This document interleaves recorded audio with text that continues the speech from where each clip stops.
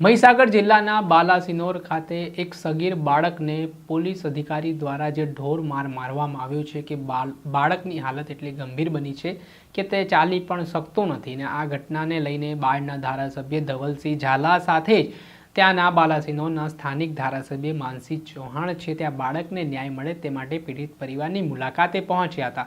આ દરમિયાન ધવલસિંહ ઝાલાએ ડીવાયએસપીને ફોન કર્યો, એસપીને ફોન કર્યો અને આ ઘટનામાં જવાબદાર પીઆઈ સામે તાત્કાલિક ધોરણે પગલાં લેવાની માંગ પણ કરી છે। આને લઈને વિવાદ છે તો વકરતો જોઈ રહ્યો છે ને હવે વડગામના કોંગ્રેસના ધારાસભ્ય જિગ્નેશ મેવાણી પણ મેદાને આવ્યા છે ને આ મામલે તેમણે જે રાવળ સમાજના આ બાળક પર અત્યાચાર ગુજારવામાં આવ્યો છે જેમાં કહેવાય રહ્યું છે કે થોડાક દિવસ પહેલાં એક મંદિરમાં ચોરીની આશંકાએ મહિલા પીઆઈ દ્વારા રીઢો ગુનેગાર જેવું વર્તન કરીને આ સગીરને ઢોરમાર મારવામાં આવ્યો તેવા આક્ષેપો સામે આવી રહ્યા છે। ત્યારે આ મામલે જિગ્નેશ મેવાણી લાલઘૂમ થયા છે। તેમણે કહ્યું છે કે જ્યારે કેટલાક માથાભારે શખ્સો હોય, કેટલાક નેતાઓ હોય, કૌભાંડ વાચરતા હોય ત્યારે તેમની સામે આ કાર્યવાહી પોલીસ નથી કરતી, પરંતુ સામાન્ય ગરીબ પરિવારમાંથી આવતા લોકો હોય તેની સામે પોલીસ છે તે સિંઘમ બનીને આવી કાર્યવાહી કરે છે। તે મામલે તેમણે પોતાનો રોષ વ્યક્ત કર્યો છે અને કહ્યું છે કે પીઆઈ સામે તાત્કાલિક ધોરણે પગલાં લેવામાં આવે, સસ્પેન્ડ કરવામાં આવે, નહીંતર આગામી સમયમાં ઉગ્ર આંદોલન કરવાની નોબત આવશે। પહેલા તો સાંભળો વડગામના ધારાસભ્ય જિગ્નેશ મેવાણીને। નેતાઓ, અધિકારીઓ અને પૂંજીપતિઓ એક કરોડો અરબોના સ્કેમ કરે ત્યારે તપાસ કરનાર અધિકારી પોલીસ કર્મીઓ કશું જ તોડી શકતા નથી।